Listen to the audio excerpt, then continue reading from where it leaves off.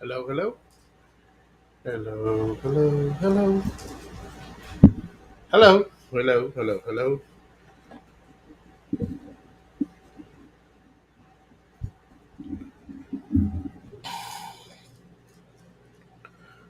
Hey, Az, how's it going? Hello. Trying to mess with the gain over here. Can you hear me? Hello, hello, hello, Mick. Thanks for being here, man. Just thought I'd get on for a while. I have not been on stream for quite a while. I've been busy with work, and I do have lot of records to show. I've actually was in Austin over the weekend. Okay, cool. Yeah, I was in Austin over the weekend and I purged some records. And I don't like the sound of that. I don't like this. This is a much better sound.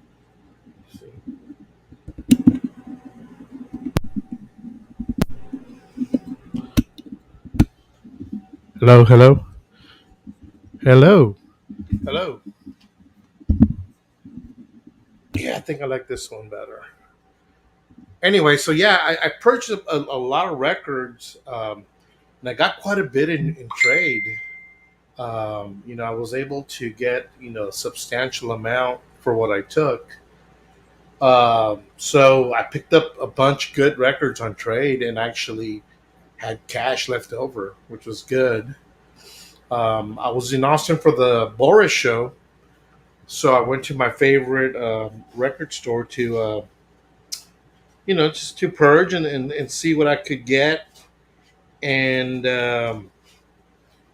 let me let me show you what I got in trade. Um, and then I got some orders in through the mail. Um, so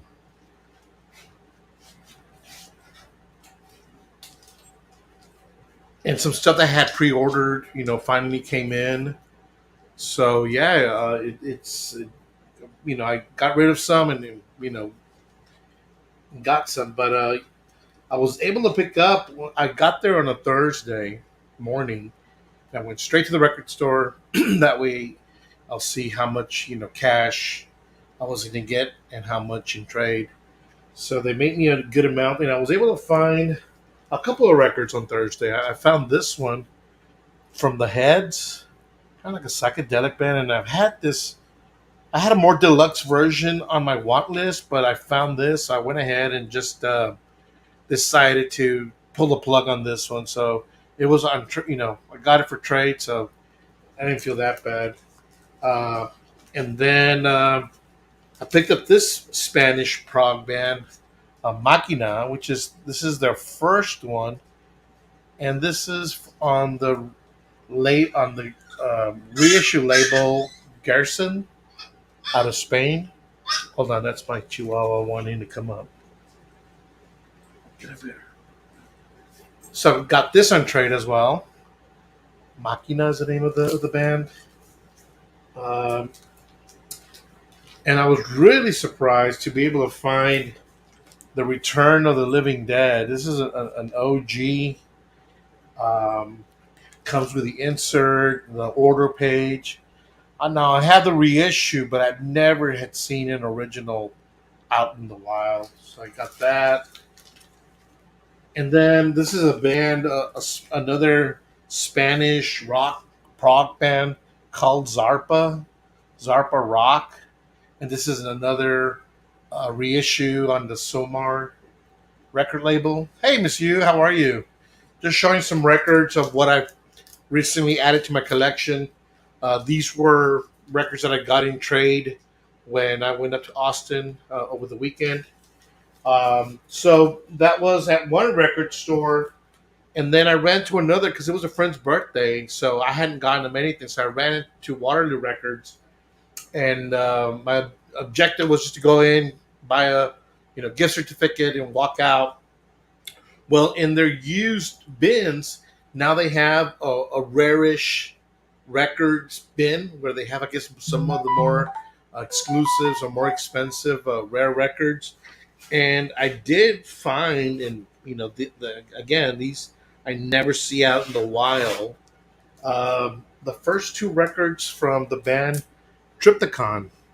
Now, Triptycon is headed by Gabriel. What is his name? It's Tom Gabriel, Warrior. The guy used to be with Celtic Frost and Hellhammer. So this is his project right after Celtic Frost. So these are those first two records with artwork by H.R. Giger. Of course, he was a protege of Giger, or an administrative assistant. Kind of helped him with his artwork and cataloging stuff and branding out.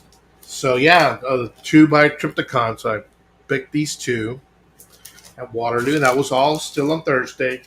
Um, Thursday evening, I went to the Boris show. That was the purpose of my trip, was to go see the band Boris, and they were amazing. My second time seeing them, um, and they they were on tour with a band called Nothing, which are a shoegaze band out of Philadelphia, and I mean, they really blew my mind. They just had a real dense sound, very kind of My Bloody Valentine, with those lyrics kind of just lingering softly, floating in the air, and then they have the sonic blasting through the speakers. I mean, just an amazing band. And I opted not to buy any of the records there because they were kind of pricey, and I could find them online less expensive. I mean, that's the beauty of having a smartphone, that you can check prices online while you're at the merch table and see if it's worth picking up or not. But I did buy three Boris LPs. This one, Boris 1985, which is was a Japanese exclusive. One of the members of the band has a label called what's the label? Oh, Fangs Anal Satan. Yeah, what a name, right? So I was able to get this. I had this on my want list. U.S. sellers were asking $75 and up on this one, and I think it kind of leveled off at 75. I picked this up for I think it was $25, $30 at the show. So I picked up this Boris 1985. This is another one of theirs, Boris and Kanu split, which was a Japanese. Sorry for the glare there, guys. But this was another Boris record that was only available in Japan, and U.S. sellers were asking a ridiculous amount. And then they had this. This is their latest album. This is what they were touring, which is Boris Rocks. But this was a tour. What they labeled it as a tour edition, but apparently these are custom half and half with splatter edition, limited to 400, but were only available through the band. So hence why they called it a tour edition. Let me show you the records. I thought it was pretty cool looking. You got your clear and your half clear, half orange with black and brown stripes. And I always like the Boris label. Let me see if I can get this on here. It's kind of homage to the old label from. Oh my God, what is that? I'm drawing blanks here, but you'll be able to tell me out there in the peanut gallery what homage this label is to. It's uh, I'll come to mind anyway. So yeah, picked this up, tour edition. It was pretty nice, and I picked up a couple of T-shirts. So that was Thursday. That was my Thursday. Friday, I was scheduled to go audition a phono preamp, and I did. Um, so hung out with the shop there, and in that shop, it's a high end shop for stereo equipment. The guy's got records. He buys record collections, and the guy knows his stuff. So he had some fantastic records that. Again, they're rarish and you don't see them out in the wild.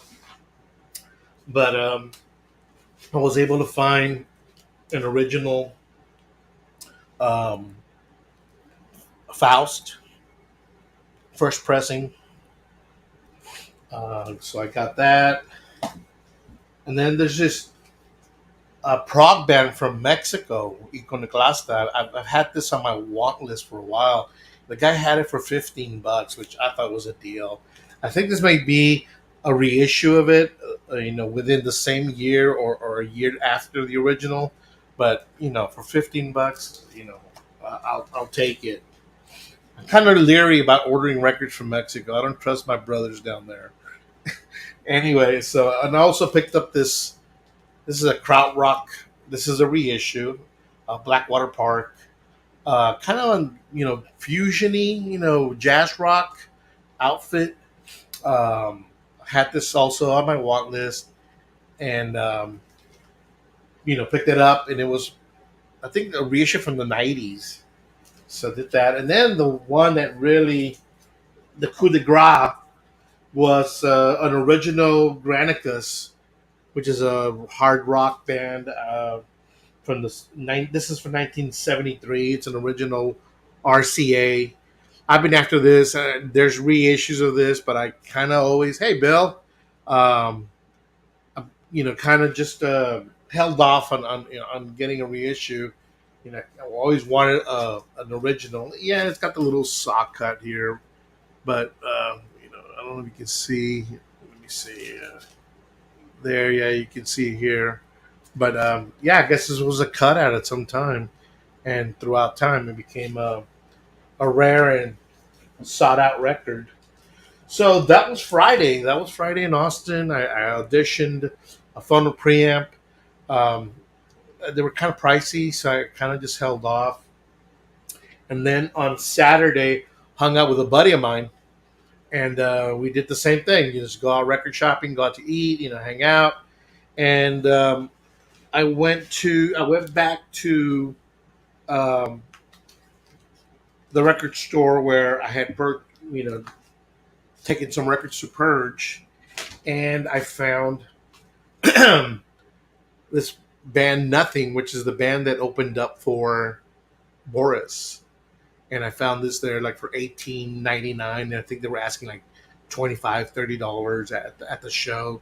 So I went ahead and picked up the Nothing. Hey Royce, welcome.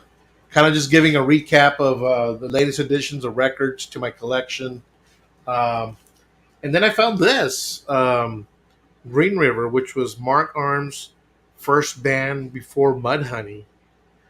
This is on the Glitter House, which is the European label that released Sub Pop records in Europe. So all the Nirvanas and Sub Pops and Tads, all the Sub Pop titles were released in Europe under the Glitter House Records label. So I picked up this Green River, and this you don't see out often. So this is pre Mudhoney. Really good stuff. A good introduction to the Seattle scene before the whole grunge thing kind of took off. Um, and then while I was out, in the mail, I did receive from Riding Easy Records the Randy Holden Population 2 record.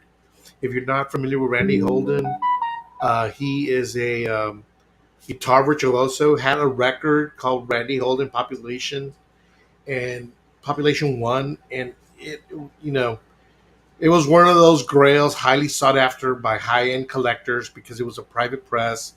Um, you know, Originals were going up the roof, and then they finally reissued it. And the same label that reissued it made a deal with Randy Holden, and he released this one. This is I believe it's a live recording.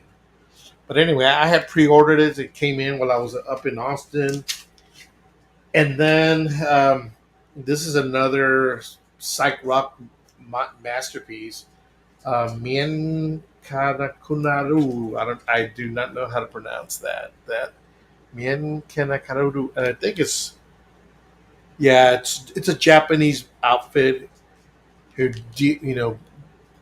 pretty much psych record, psych rock, pretty heavy.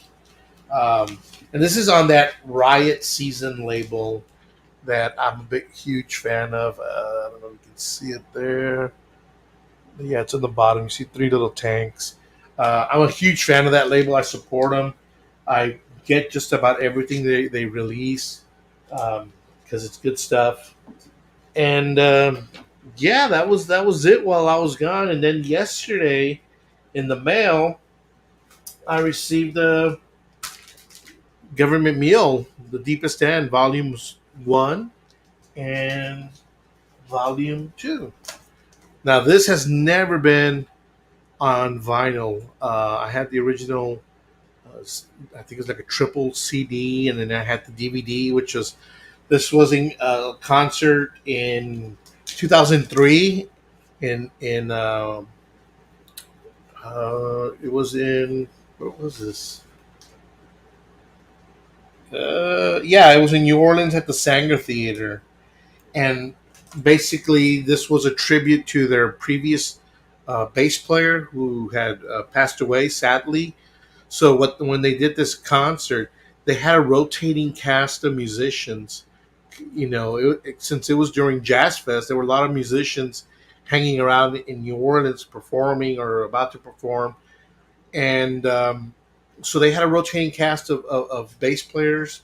I think Jack Bruce played with them. David Schools from Widespread Panic.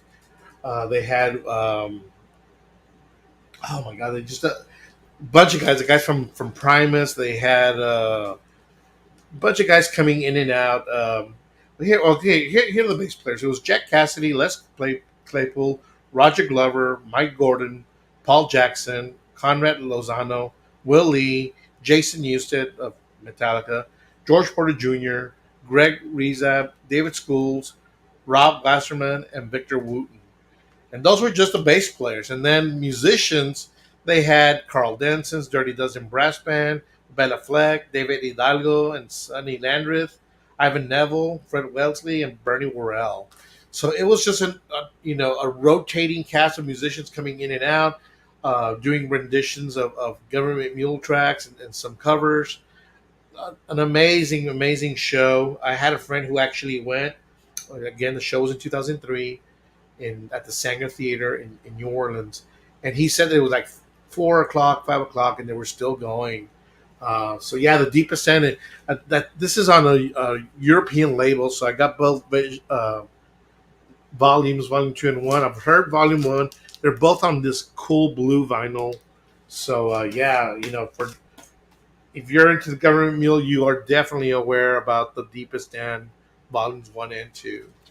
So yeah, those came in, and that's pretty much it. Let me see. Oh no! Wait, hold my horses. I did get also this Dario Argento Goblin double live um, live recording.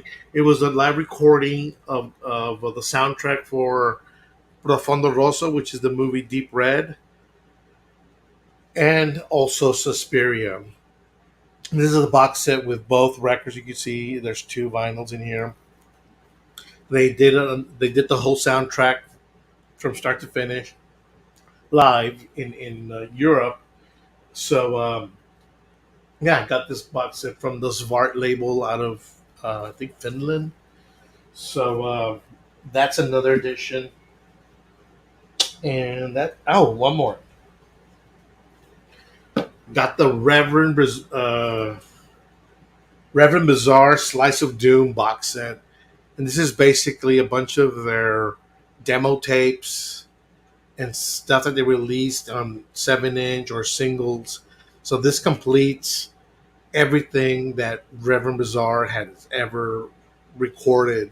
I've got all the previous ones, and this is the last of the Mohicans that just all the oddities, all the small stuff that they didn't release, worldwide, was put into this box set into I think it's three vinyl set.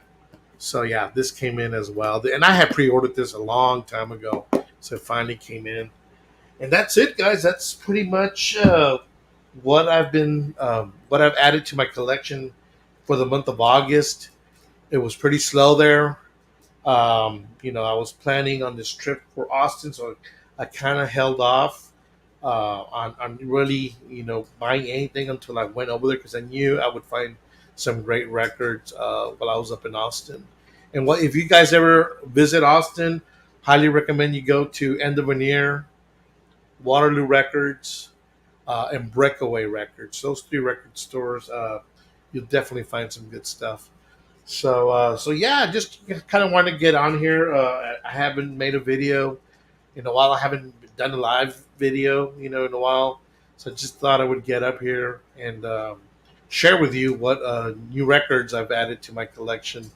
But I am going to go ahead and end this because Patrick is going to be starting pretty soon. And I need to find a way to get this microphone closer to my mouth. It sounds better than when I have it placed up here on my computer desk. So anyway, guys, thank you very much for being here. Hey, hold on. What is my turntable is kind of draggy, Eddie? Huh? What's going on, Bill? What's going on with your turntable? Do you need to maybe replace the belt? Is it a belt driven or direct driven turntable?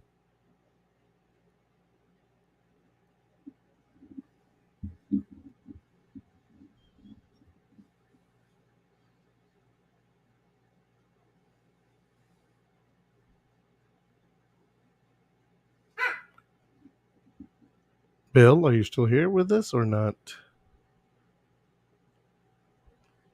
Check if maybe the belt needs to be replaced if it's a belt driven. No, it's a direct drive. Oh, okay. That's a little bit more mechanical. So, um, hmm. What I would do is get on Google. Oh, it's an old turntable. Yeah, it might need to be oiled. The bearings might need to be oiled. If I were you, maybe do a Google YouTube search. Type in the. Hey, thanks, Royce. Thanks for dropping by, man. Always a pleasure having you on here, brother. Check on YouTube, Bill. There's always a lot of great videos on how to service things, and just type in the model of your turntable, and type in light maintenance or oiling the bearings, and maybe you'll find a cheap fix, something that doesn't require you to having to take it in to get it serviced. So yeah, and that's the unfortunately that's the disadvantage of used vintage equipment is that it needs to get serviced ever so often. Just like an old car, you'll need to take it in to someone who knows what they're doing, so they can make sure it's performing at its utmost output level. Yeah, just type in Panasonic PL 200 maintenance uh, on YouTube and see what videos come out, and go through the videos and see if you can find someone who describes the same issue that you're experiencing and what they did to fix it. It sounds to me like maybe the bearings need to be oiled. Maybe they're a little rusty or not lubed correctly or out of lube, and it's causing the plate to kind of drag a little bit. But then again, I'm not an expert. I'm just going by from what I've read and seen, but I'm not familiar with your um, turntable. But yeah, YouTube. As a matter of fact, YouTube today saved my car. I'll make this. I'll share with you. Daily adventure with me. I was driving. I was on my way to a hospital. I needed to go speak to a patient. Um, I needed to make payment arrangements. This person didn't have insurance. They didn't have Medicare. They didn't have Medicaid. So when we have those type of patients, I need to go in and like talk to the family members, talk to the patient. Like, hey, you need to get this emergency procedure done. You have no insurance. How are we going to get paid? So on my way over there, the car started to misfire, and I'm like, holy shit! So I called up a friend of mine, my cousin, and he's like, you know what? Come by the shop. I think I know what it is. And sure enough, it was one of the coils. He goes, I can't tell which one. He goes, you have a 4-cylinder, so you only have 4 coils. He goes, It's super easy fix. Just a couple of nuts that you have to unscrew, drop in the new one, disconnect, take out the old one, drop in the new one, and and connect it back, and he should be able to rock and roll. So there I go. I called the office, told them, "Hey guys, I'm running a little bit late. Not going to make the hospital just yet because my car is on the brink, and I need to secure the parts and get it fixed." Make a long story short, I took it to a friend. I told him I go just drop me off at the office. I got things I got to do, and within 30 minutes he called me back. He goes, "Hey, your car's ready, man." And that's that. We took out the coils, drop in new spark plugs, and my car was up and running. And a lot of that we did just by looking at YouTube. Looking like how do you change the coils and spark plugs on Scion TC, blah blah blah. And it's YouTube is a very resourceful tool to have for anything. And if you can't find it on YouTube, then I don't know if Bill, if in your town there's a stereo shop or someone that can service turntables, and see if they can take a look at it and see if they can give you an estimate if it's going to cost you just about what it would cost to get yourself maybe a starter, a turntable. Maybe look into the Audio Technicas, which are great for the price range. um, Maybe you might consider getting a new one if it's too expensive to service the one that you have. But try to salvage the one what you have, and hopefully it won't be that expensive. But anyway, guys, thank you very much for being here. If you all still want to hang out, Patrick will be going on pretty soon, and that's always a pretty cool show with good music and good folks. Y'all take care. We'll see you. Adios. Bye now. Yeah, Bill. Yeah, if you bought it for $5, it was probably stored away somewhere and didn't get any TLC. So I just think it needs a little TLC, maybe a new belt, maybe lubing the bearings, and you'll be up and running again. But anyway, see you at Patrick's.